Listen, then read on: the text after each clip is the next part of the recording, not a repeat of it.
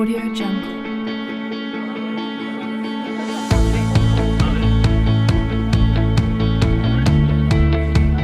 Un hackathon, c'est un jeu sur une durée déterminée qui permet de faire émerger des idées pour une nouvelle construction d'une application web ou pour répondre à un besoin d'un projet bien spécifique. On avait déjà adapté le concept du hackathon dans des formations des référents numériques de la DAN pour leur faire émerger des idées sur les activités qu'ils peuvent réaliser au sein de leur collège pour stimuler les enseignants vers le numérique. Ici, on l'a adapté au niveau du projet Collège Lab. C'est un projet qui permet de réadapter les espaces classes qui soient plus modulables pour s'adapter aux différentes activités que les enseignants peuvent avoir besoin.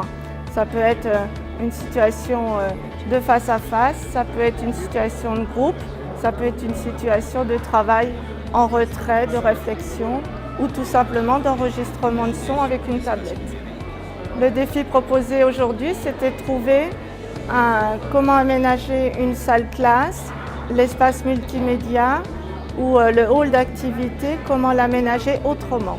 Pour organiser un hackathon, on démarre déjà d'une idée principale, d'un projet. Ensuite, on constitue des équipes.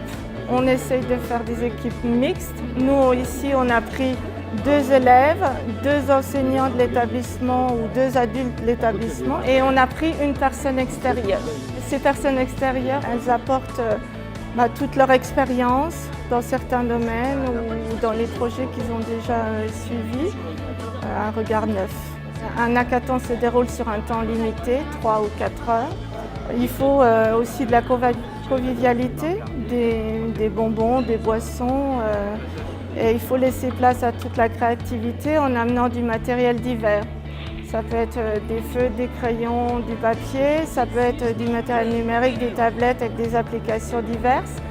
Ça peut être aussi des Lego, des Playmaïs, de la pâte à modeler, de manière à ce que chaque participant au hackathon puisse s'exprimer à sa façon et être libre de toute création.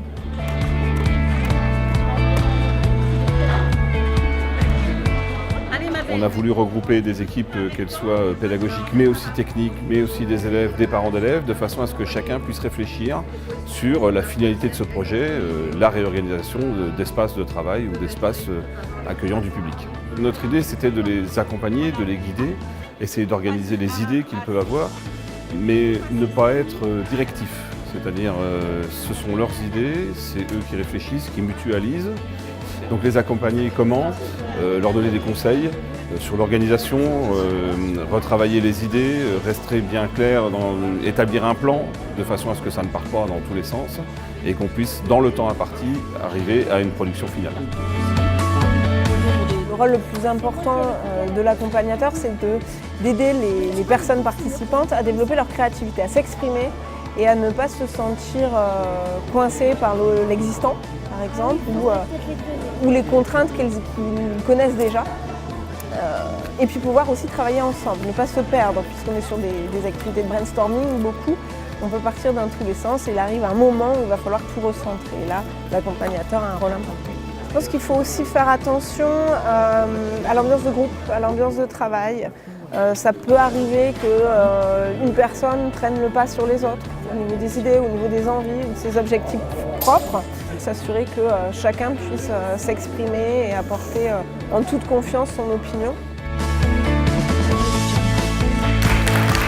Ils ont visité le collège ce matin, donc en fait ils ont en tête le plan, la salle de ce qu'ils veulent faire. Non, là ils sont vraiment partis sur leur travail fini, donc on se retrouvera dans l'amphithéâtre tout à l'heure pour les productions finales. Et chaque groupe va avoir un rapporteur qui va expliquer la finalité de leur projet.